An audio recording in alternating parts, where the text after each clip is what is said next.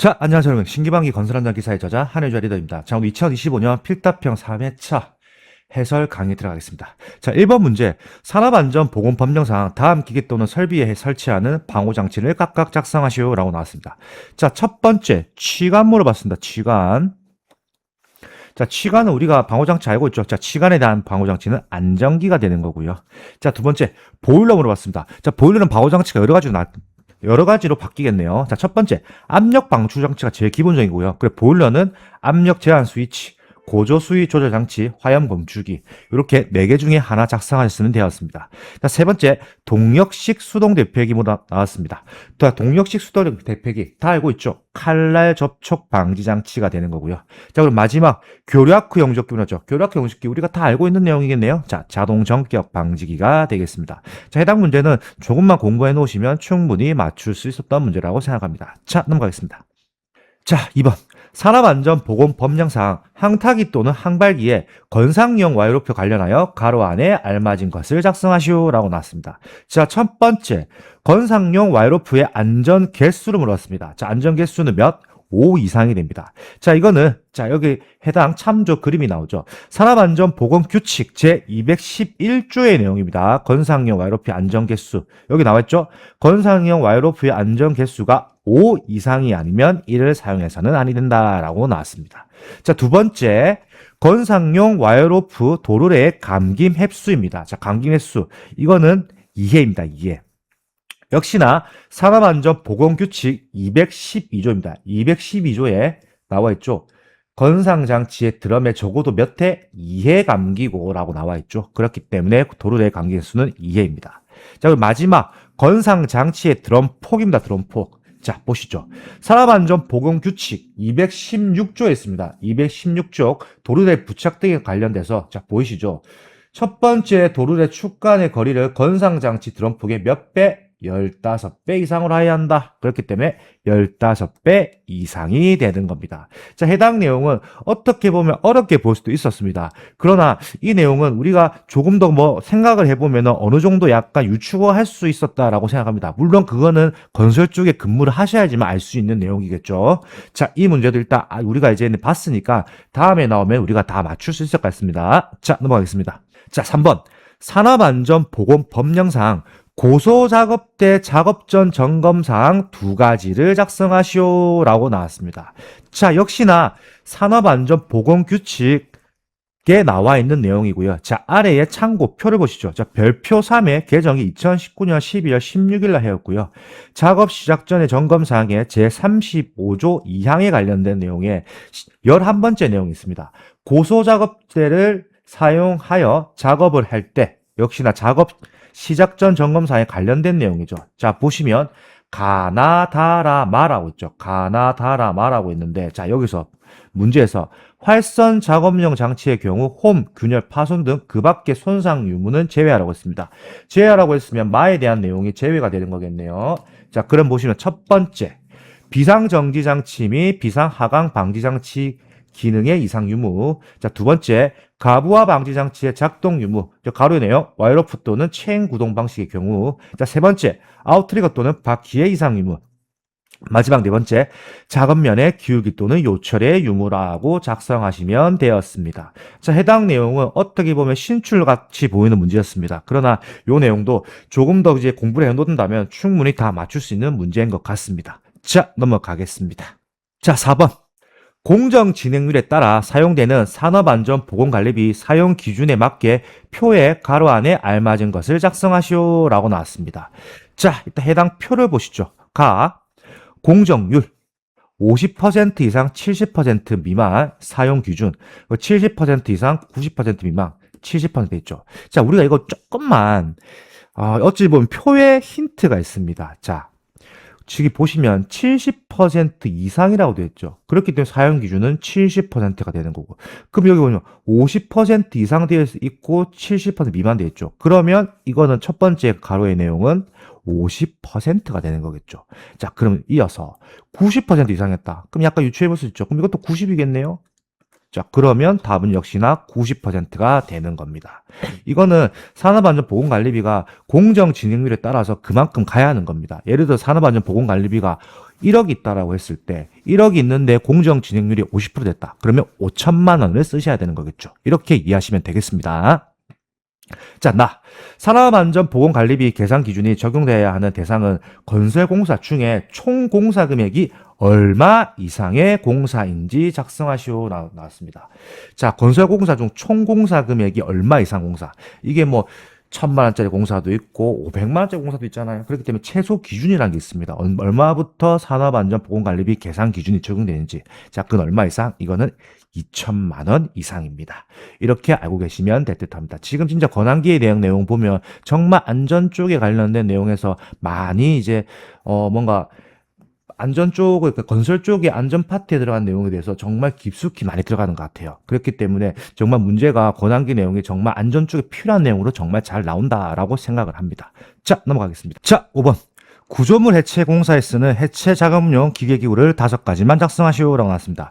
자, 해당 문제는 여러분들 25년 2월에 있었던 반얀트리 화재에 관련된 문제 같아요. 반얀트리 화재가 나고 해체 공사를 해야죠. 해체 공사에 그래서 관련된 문제가 나온 것 같아요. 자, 첫 번째 해체 작업용 기계 제일 중요한 문제죠. 우리가 해체라고 하면 바로 나와야 되는 건설용 기계 바로 생각나겠죠. 뭐요? 압쇄기가 되겠죠. 두 번째 대형 브레이커. 이거를 뭐 현장 말로 브레이커라고 합니다. 브레이커. 현장에서 쓰는 말로 압쇄기 대형 브레이커 당연한 거.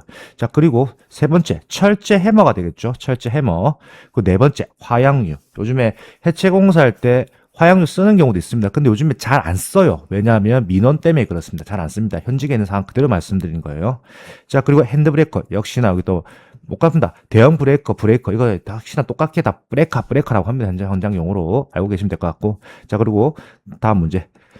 팽창제, 그리고 자키, 쐐기 타입기, 화염 방사기, 절단 줄톱. 요렇게 5가지, 요 중에서 5가지를 작성하시면 되었습니다. 그럼 우리가 가장 많이 쓰는 답안이라 한다면 압쇄기, 대형 브레이커, 그리고 철제 해머, 핸드 브레이커, 자키, 요렇게 정도 많이 쓰실 것 같아요. 자, 넘어가겠습니다. 자, 6번. 산업안전보건법령상 사업주가 화재 감시자에게 업무 수행을 위해 지급해야 하는 장비를 3가지만 작성하시오 나왔습니다. 자, 해당 내용도 역시나 제가 말씀드렸죠. 역시나 반얀트리 화재에 관련된 내용으로 많이 나온 것 같아요. 반얀트리. 자, 첫 번째 확성기 필요하겠죠. 확성기가 있어야지 사람들한테 대피하라는 신호를 주겠죠. 자, 두 번째 휴대용 조명기구입니다. 휴대용 조명기구. 그리고 세 번째 화재 대피용 마스크입니다. 그러니까 이게 우리가 화재 감시자한테 휴대용 조명기구, 손전등이라고 할 수도 있고, 그리고 화재 대피용 마스크, 화재가 대피됐을 때 마스크를 착용해야 하거든요. 그냥 일반적인 마스크 쓰는 게 아니고 화재 대피용 마스크를 착용을 하여야 우리가 화재가 났을 때 화재 감시자가 업무 수행을 하는데 지장이 없는 거다라고 생각하시면 될 듯합니다. 자, 넘어가겠습니다. 자, 7번. 공사용 가설도로를 설치하는 경우 준수사항 4가지를 작성하시오라고 했습니다. 자, 이것도 자주 나오죠. 자주. 역시나 이거는 권한기 말고도 산안기에도 자주 나오는 문제입니다. 산안기. 그리고 5월 산안상기 역시나 자주 나오네요. 자, 일단 첫 번째 암기법 알려드리죠. 암기법. 도차라는 암기법입니다. 자, 보시죠. 도로는 장비와 차량이 안전하게 운행할 수 있도록 견고하게 설치할 것. 역시나 도로와 작업장에 접하여 있을 경우에는 울타리 등을 설치할 것. 또 역시나 도로는 배수를 위하여 경사지게 설치하거나 배수 시설을 설치할 것. 그건 당연한 거겠죠. 그 마지막 차량의 속도 제한 표지를 부착할 것. 그렇기 때문에 암기법은 도차라고 암기하시면 되겠습니다. 자, 넘어가겠습니다. 자, 8번. 산업안전보건법령상 보호구 안전인증 제품에 표시해야 하는 사항 4가지를 작성하시오라고 나왔고요. 여기서 조건이 주어졌네요. 단, 규격 또는 등급은 제외할 것. 자, 암기법은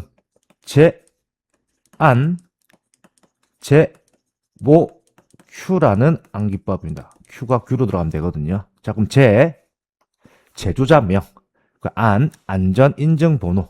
역시나 또 제는 제조번호 및 제조연월.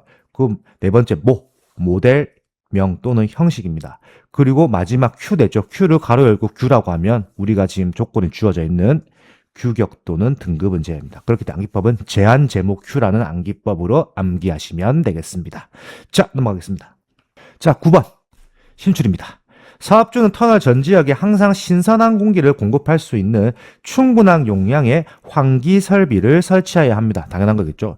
이러한 환기 설비에 환기 용량 산출 기준을 4가지만 작성하시오라고 나왔습니다. 자, 이거는 신출이거든요. 바로 알려드리죠. 첫 번째, 발파 후 가스 단위 배출량을 산출하고 이에 소요 환기량을 산출 기준에 써야 합니다. 그리고 두 번째, 근로자 호흡에 필요한 소요 환기량. 근로자 호흡에 필요한 소요 환기량 당연히 체크해야겠죠. 그 세 번째, 디젤 기관의 유해가스에 대한 소요 환기량. 자, 이거는 뭐냐면 여러분, 우리가 건설기계 있죠. 건설기계가 대부분 경유입니다. 경유가 뭐죠? 디젤이죠. 그렇기 때문에 디젤 기관의 유해가스에 대한 소요 환기량을 체크해야겠고요. 그 네 번째, 뿜어붙이기 콘크리트의 분진에 대한 소요 환기량. 그리고 마지막 다섯 번째, 안반 및 집안 자체의 유독가스 발생량. 그러니까 우리가 쉽게 할 수 있는 거는 첫 번째부터 네 번째까지는 다 똑같습니다. 소요 환기량이 다 들어가죠. 근데 마지막 다섯 번째에서는 유독가스 발생량이 따로 들어간다. 그러면 우리가 1번부터 4번까지 외우고 추가로 다섯 번째를 외우시는 게 좀 더 중요할 듯 합니다. 이게 왜 그러냐면 우리가 막 답을 쓰다 보면은 이게 소요 환기량이었는지 유독가스 발생량이었는지 헷갈릴 수 있거든요. 그 부분을 여러분들이 외우기 쉽게 먼저 이렇게 정리하는 것도 하나의 방법입니다. 역시나 저는 암기를 할 때는 뭔가 비슷한 거, 이어지는 부분에 대해서 먼저 정리하는 게 중요하다고 생각합니다. 자, 넘어가겠습니다. 자, 10번. 굴착 작업 시 토속이 붕괴되는 원인을 외적 원인과 내적인 원인, 외부의 요인과 외부와 내부의 요인을 구분하는 거겠죠. 자, 외적 원인과 내적 원인을 구분할 때 외적인 요인, 바깥이라고 생각하면 되겠죠. 바깥, 외부의 요인. 자, 첫 번째, 사면, 범면, 경사 및 기울기의 증가입니다. 해당상. 그 두 번째, 절토 및 성토 높이의 증가. 그 세 번째, 공사에 의한 진동 및 반복 하중. 그 네 번째, 지표수 및 지하수의 침투에 의한 토사 중량의 증가. 그 다섯 번째, 지진, 차량, 구조물의 하중의 작용. 그 여섯 번째, 토사 및 암석의 혼합층 두께입니다. 제가 굴착 작업 현장에 지금 나와 있는데, 제가 지금 현장에서 제가 토목 현장에 와 있습니다. 토목 현장에서 이 내용을 항상 합니다. 기울기가 어떻게 되는지를 항상 확인하고요.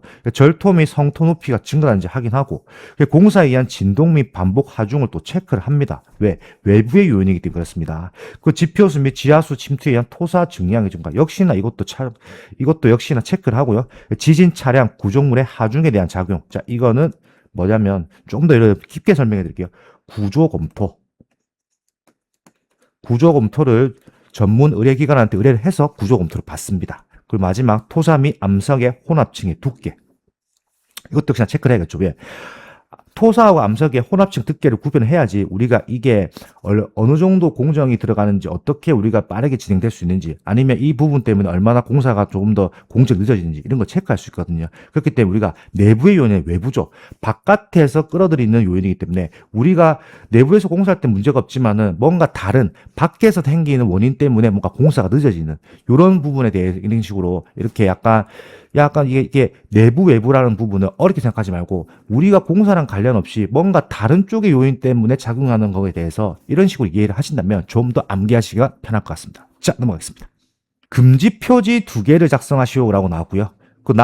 금지 표지의 색상에 대해서도 물어봤고, 바탕, 기본 도형, 그림에 대한 색깔에 대한 거 물어봤습니다. 자, 첫 번째, 금지 표지 2개를 작성해라. 자, 이 오른쪽에 바로 안전보건 표지 나와 있죠.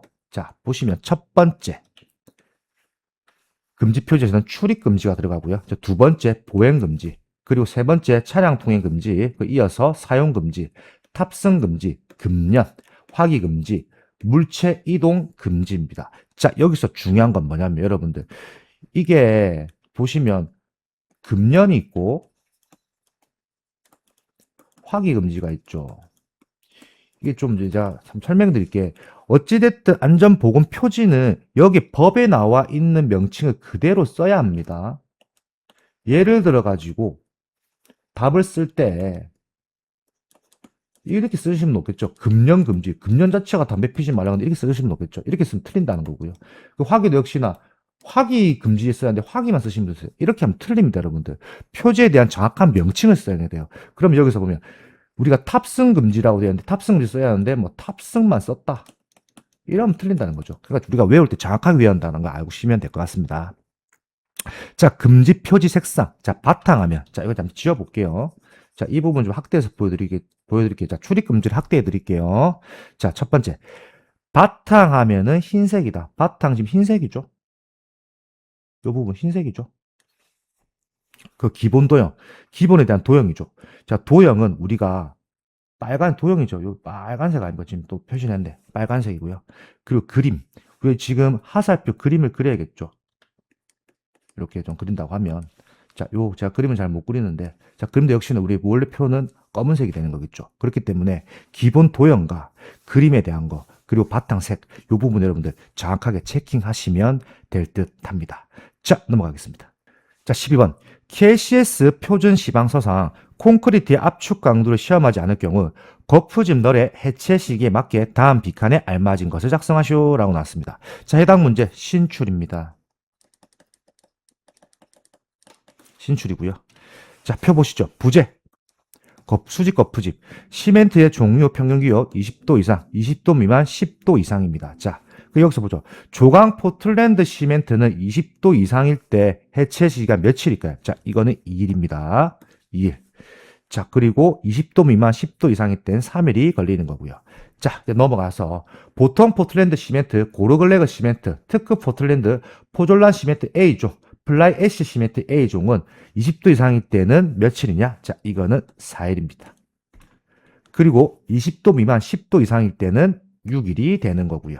자, 이어서 넘어가서 고르글레그 시멘트, 포틀랜드, 포졸란 시멘트 B종이죠. 플라이 애쉬 시멘트 B종은 20도 이상일 때는 5일이 걸리는 거고요. 그리고 20도 미만 10도 이상일 때 며칠? 이거는 8일이 되는 겁니다. 이렇게 암기하시면 되겠습니다. 이거는 뭐 별도의 설명이 들어간 게 필요 없고, 이건 이 표를 정확하게 암기하고 있어야 한다라고 생각합니다. 이 문제는 우리가 신출이었기 때문에 20분 3회차 치신 분들은 아마 찍으신 분들이 대부분이었을 거다라고 제가 말씀을 드리겠습니다. 자, 넘어가겠습니다. 자, 13번. 산업안전보건법령상 대통령령으로 정하는 크기, 높이 등에 해당하는 건설공사를 착공하려는 경우 유해위험 방지 계획을 첨부해야 할 서류 중 공사 개요 및 안전관리 계획 관련 서류를 4가지를 작성하시오 나왔습니다. 자, 우리가 유해위험 방지 계획서 나왔는데요.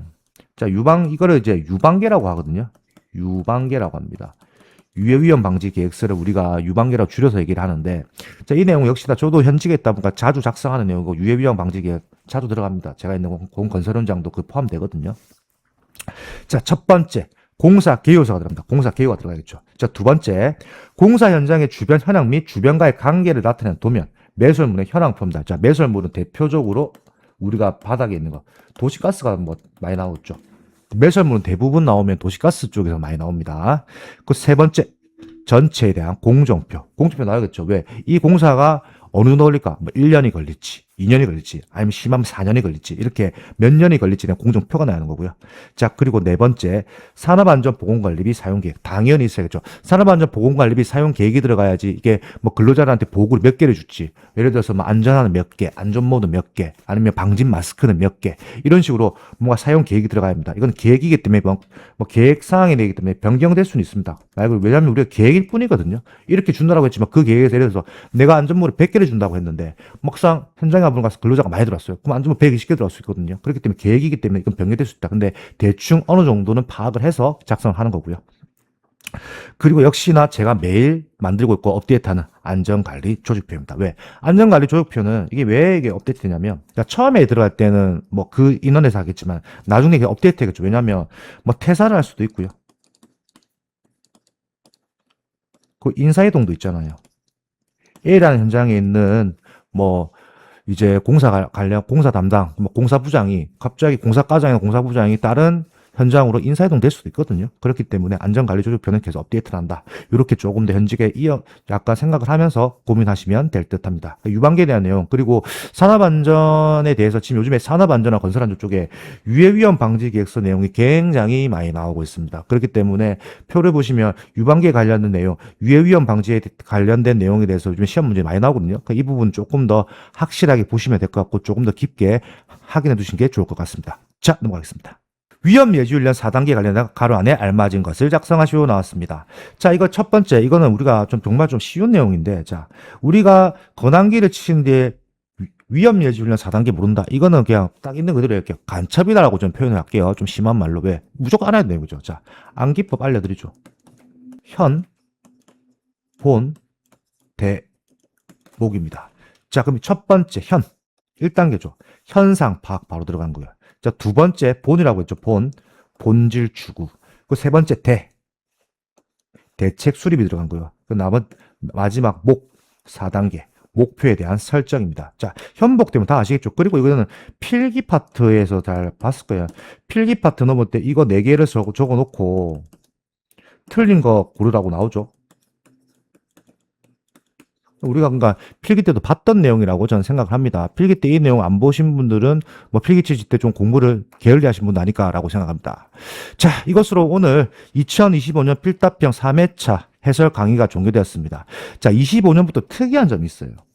25년 건항기의 1, 2, 3회차 보시면 특이한 게 있습니다. 계산 문제가 안 나왔다. 그런데 우리가 법령에 지금 계산 문제 안 나온다고 정해진 건 없습니다. 근데 계산 문제가 왜 안 나왔을까라고 제가 생각을 좀 해봤거든요. 근데 그거에 대한 부분은 저랑 실시간 소통을 하시면서 왜 그랬는지 대해서는 저희 카톡방에 들어오시면 카톡방에서 제가 상세하게 알려드리겠습니다. 저는 신기방위 건설안전기사의 저자 한혜윤 의자 리더였습니다. 감사합니다.